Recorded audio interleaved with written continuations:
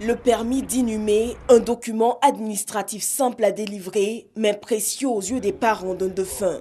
En Côte d'Ivoire, c'est très souvent que sa délivrance est conditionnée par un petit geste pour encourager l'agent de mairie. La corruption dans le pays ne respecte même plus le caractère sacré de la mort. Notre pays fait encore partie des 50 pays les plus corrompus au monde. Pire, aucun secteur d'activité n'est épargné par le fléau.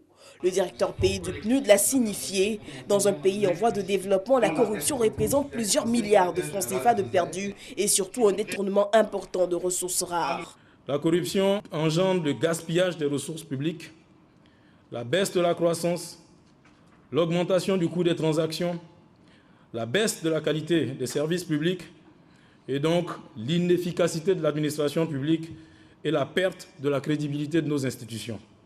Il n'y aura pas d'émergence en Côte d'Ivoire sans bonne gouvernance. Il n'y aura pas d'émergence sans transparence.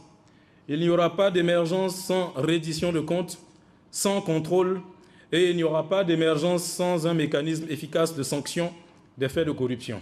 Conscient de cet état de fait et des difficultés à pénétrer la masse, la lutte contre la corruption se fait de nouveaux alliés, journalistes et société civile. Nous avons besoin d'outils et de méthodes pour dénoncer la corruption, pour aider le gouvernement à participer à la lutte efficace contre la corruption. Il faut que le gouvernement affiche effectivement sa volonté politique. Il ne faudrait pas que ce soit une situation du genre parce que les bailleurs de fonds justement font pression que le gouvernement fera semblant justement de les associer. Non.